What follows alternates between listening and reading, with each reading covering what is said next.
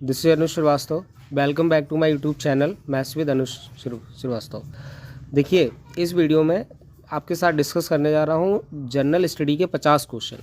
ठीक है, तो एमसीक्यू की फॉर्म में है, तो एक एक करके क्वेश्चन को देखेंगे। देखिए, पहला क्वेश्चन है, हाल ही में अंतर्राष्ट्रीय सहकारिता दिवस कब मनाया गया? तो अंतर्राष्ट्रीय सहकारिता दिवस कब मनाया गया है, तो आपको इसका आंसर पता होना चाहिए। इसका आंसर, करेक्ट आंसर है 3 जुलाई। क्या है? 3 जुलाई। उसके बाद देखिए, नेक्स्ट क्वेश्चन पे आते हैं। हाल ही में किस राज्य सरकार ने जन सहायक आपका सहायक ऐप लॉन्च किया? तो ये किसने किया है? तो ये किया है हरियाणा सरकार ने। किसने किया है? हरियाणा। ये थोड़ा पुराना करंट का क्वेश्चन है, आप इसको छोड़ भी सकते हैं। हाल ही में किस देश ने दुनिया का दूसरा सबसे बड़ा जल विद्युत बांध बनाया है? ठीक है, तो ये क्वेश्चन आप चाहें तो पढ़ सकते हैं, अदरवाइज यू लीव इट, क्योंकि ये करंट के क्वेश्चन है। आगे देखिए, प्रधानमंत्री नरेंद्र मोदी ने राष्ट्र के खाद्य और कृषि संगठन की 75वीं वर्षगांठ के मौके पर कितने रुपए का स्मृति सिक्का जारी किया? तो अगर थोड़ा सा भी आप कॉमन सेंस लगाते हैं तो थर्ड क्वेश्चन का जो आंसर हो जाएगा वो बी हो जाएगा, यानी कि 75 रुपए का। किस राज्य सरकार ने स्कूलों को संविधान की समृद्धता के नाम से संविधान की प्रस्तावना पढ़ना अनिवार्य कर दिया है? तो कौन सा है ये? तो इसका आंसर हो जाएगा मध्य प्रदेश। यानी कि ऐसा कौन सा राज्य है जहाँ की सरकार ने स्कूलों में ये कह दिया है कि संविधान की प्रस्तावना पढ़ना अनिवार्य है। प्रस्तावना जानते हैं, प्रियम्बल। ठीक है, हम भारत के लोग उसको। उसके बाद, भारत के पूर्वोत्तर राज्य असम में मनाया जाने वाला त्यौहार माघ बिहू को अन्य किस नाम से जानते हैं? इंपॉर्टेंट है क्वेश्चन, वीडियो के लिए तो काफ़ी इंपॉर्टेंट है। तो 6 का ए हो जाएगा भोगाली बिहू। ठीक है, भोगाली बिहू, यानी माघ बिहू को दूसरे किस नाम से जानते हैं? भोगाली बिहू। ठीक है, और बिहू आपको पता है असम में मनाया जाने वाला है। ठीक है, और सत्रिया बताइए कि कौन से राज्य में मनाया जाता है? ठीक है, सत्रिया नृत्य जो है वो कहाँ का है, तो वो बताइए कमेंट बॉक्स। भगवान श्री राम से जुड़े पर्यटन स्थलों की सैर कराने के लिए किस नाम से ट्रेन की शुरुआत की गई? तो श्री रामायण एक्सप्रेस, भगवान Ram express, Shri Ram express, Ayodhya express. तो इसका आंसर क्या हो जाएगा? 7 नंबर का जो आंसर हो जाएगा वो हो जाएगा Shri Ram express, Shri Ramayan express, sorry Ramayan express. Bharat के सर्वोच्च न्यायालय ने अभी हाल ही में किस मामले में केंद्र सरकार के लिए संबंद्ध राज्य की सहमति को अनिवार्य कर दिया है? तो इसका करेक्ट आंसर जो होगा 8 नंबर का वो हो जाएगा सीबीआई क्षेत्राधिकारी, यानी कि सीबीआई का जो क्षेत्र है उसको क्या कर दिया गया है? केंद्र सरकार ने राज्य की सहमति को भी इसमें अनिवार्य किया। ठीक है, तो मतलब राज्य भी इसमें हस्तक्षेप कर सकेगा। आलू के उत्पादन में भारत में उत्तर प्रदेश का स्थान क्या है? तो आलू के उत्पादन में उत्तर प्रदेश का जो स्थान है वो कौन सा है? पहला स्थान है। कौन सा स्थान है?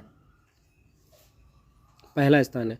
और उत्तर प्रदेश जो राज्य है उसमें, ठीक है, उसका प्रथम कहाँ का स्थान है? गेहूं है। ठीक है, गन्ना है, ध्यान रखना है।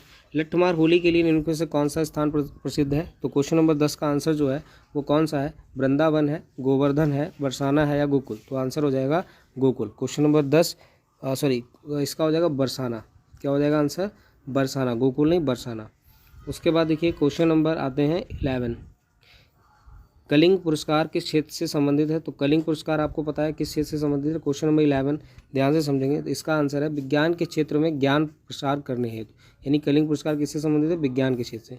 अंतरिक्ष विज्ञान के क्षेत्र में सर्वाधिक योगदान किसका है? तो अंतरिक्ष विज्ञान के क्षेत्र में सर्वाधिक योगदान किसका है? तो इजी क्वेश्चन है, पता होना चाहिए आपको किसका है? विक्रम साराभाई।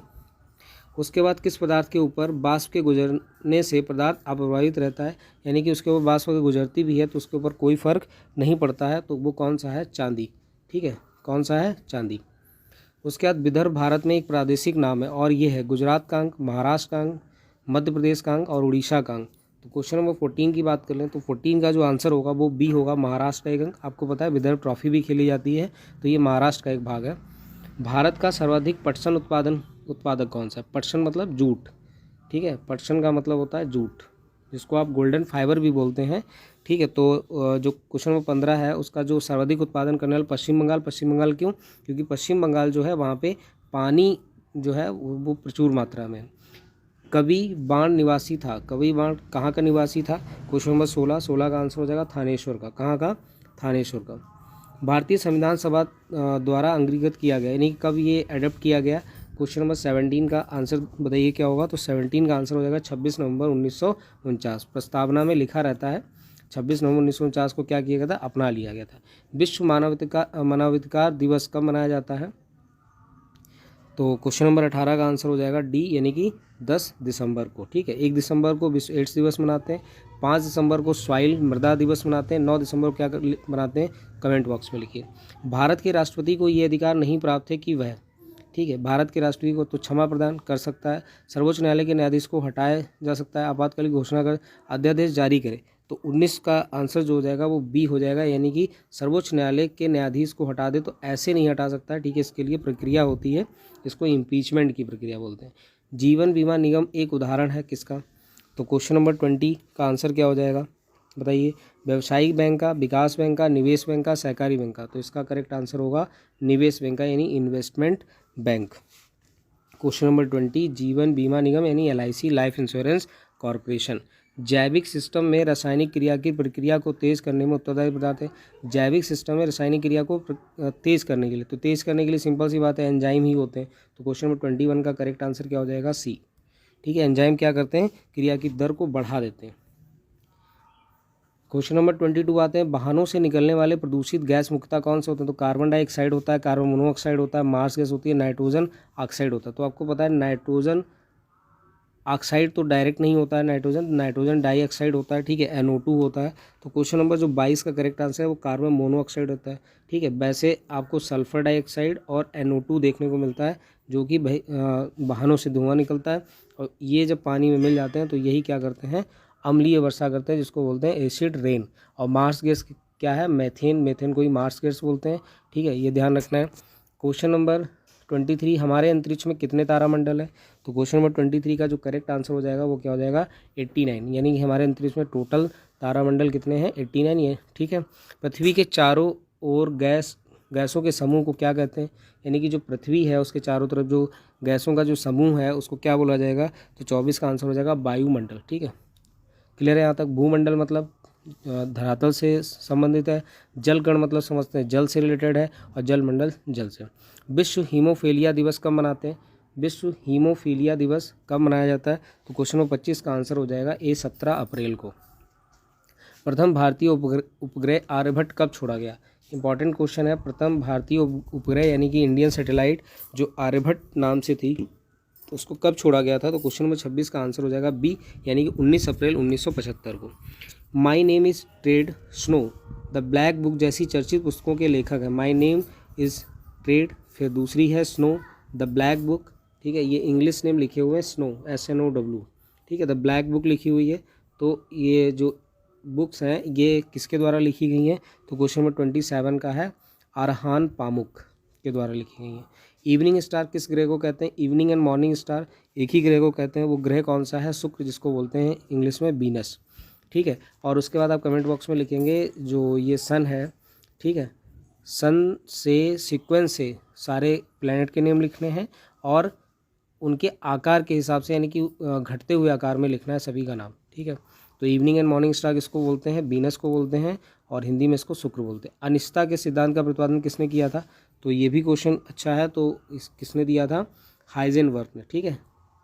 अनिश्चितता के सिद्धांत का प्रतिपादन किसने किया था, हाइजेनबर्ग ने, ठीक है। उसके बाद विंग्स ऑफ फायर किसके याद होता है, तो ये सिंपल सा क्वेश्चन है, ये किसका है, भारत के महान वैज्ञानिक APJ Abdul Kalam. Question number 30 का आंसर हो जाएगा डी। महमूद गजनवी का दरबारी इतिहासकार कौन था, तो क्वेश्चन नंबर 31 का जो करेक्ट आंसर होगा वो कौन होगा, अल बरूनी, ठीक है, अल बरूनी। महमूद गजनवी का दरबारी इतिहासकार कौन था, अल बरूनी। मात्रकों की अंतर्राष्ट्रीय पद्धति यानी SI, आप जानते हैं इसको बोलते हैं इंटरनेशनल सिस्टम, लिखा है SI है बट इसको पढ़ा इंटरनेशनल सिस्टम जाता है। तो इसको कब लागू किया गया था, तो क्वेश्चन नंबर 32 का आंसर होगा 1971, ठीक है।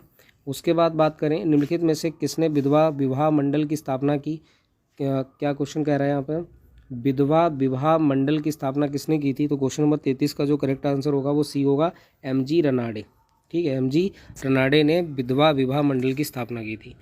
उसके बाद देखिए विजयनगर साम्राज्य की वित्तीय व्यवस्था की मुख्य विशेषता क्या थी, यानी जो विजयनगर साम्राज्य था उसकी वित्तीय व्यवस्था की विशेषता क्या थी, मतलब मुख्य विशेषता यहाँ पे क्या थी, क्वेश्चन नंबर 34 का जो आंसर हो जाएगा वो हो जाएगा भू राजस्व, ठीक है। भू राजस्व मतलब जो लैंड रेवेन्यू था, लैंड रेवेन्यू को कैसे कलेक्ट किया जाए। ये 12 मासा की रचना किसने की है, तो 12 मासा की जो रचना की है वो 35 का हो जाएगा रस खान।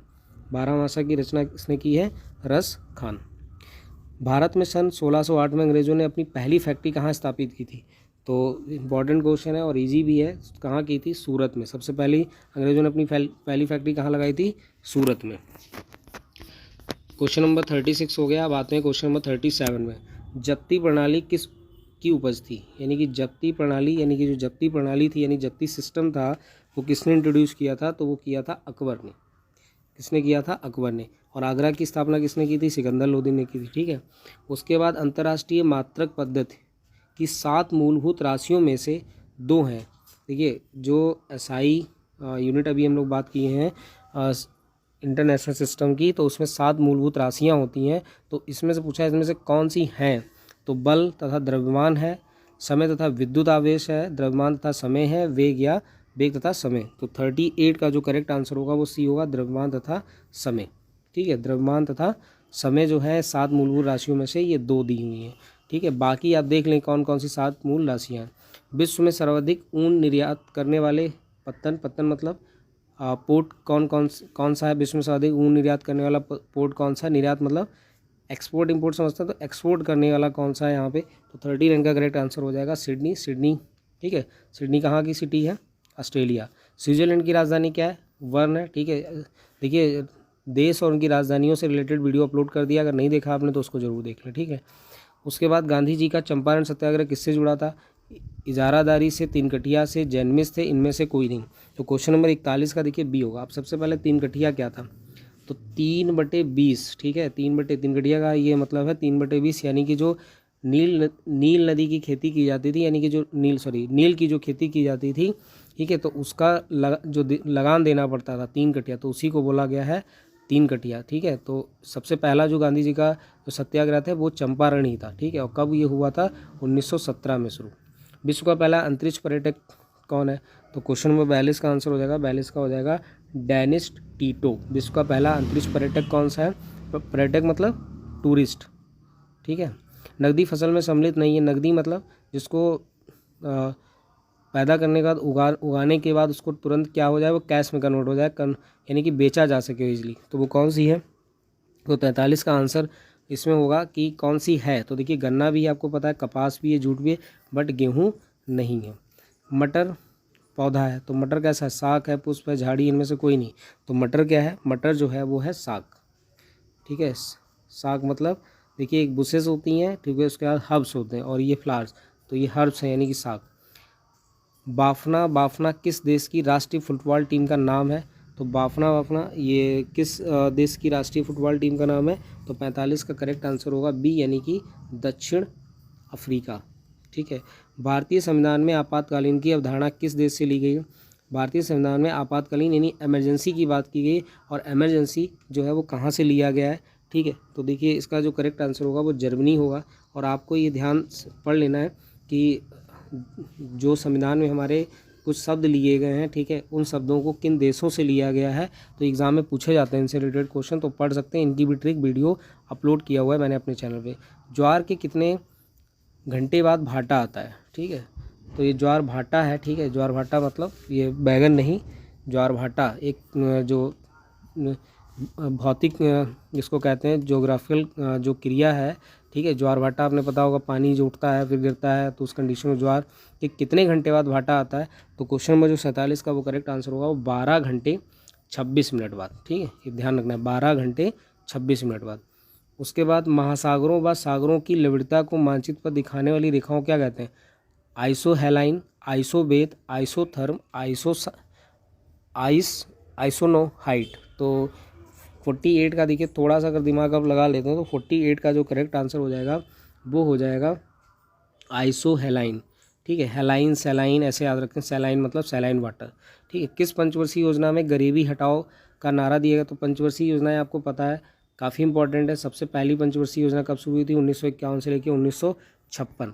ऐसे ही सारे पता है आपको। ठीक है, बीच में अनवरत भी योजनाएं हुई, कुछ वजह से कुछ योजनाओं को बीच में ही रोकना पड़ा, तो सारी योजनाओं को अच्छे से पढ़ लेंगे। ठीक है, तो क्वेश्चन नंबर 49 का जो करेक्ट आंसर हो जाएगा वो कौन सी है? गरीबी हटाओ का नारा किसमें दिया गया था? पंचम, यानी कि पंचवर्षीय योजना थी, 5वीं। जनसंख्या के संबंध में कौन सा वर्ष ग्रेट डिवाइडेड के रूप में जाना जाता है? तो ग्रेट डिवाइडेड के रूप में जो क्वेश्चन नंबर है वो है 1921। ठीक है, 1921। तो ये 50 क्वेश्चन थे जीएस के। आई होप सभी को बहुत अच्छे से समझ आए होंगे और अच्छे भी लगे होंगे, अच्छे लगते हैं तो वीडियो को लाइक कर लें, और अगर भी चैनल तक सब्सक्राइब नहीं किया चैनल को तो सब्सक्राइब जरूर कर लें। ठीक है, तो thank you everyone and don't forget to subscribe my channel. We will meet in next video. Thank you everyone.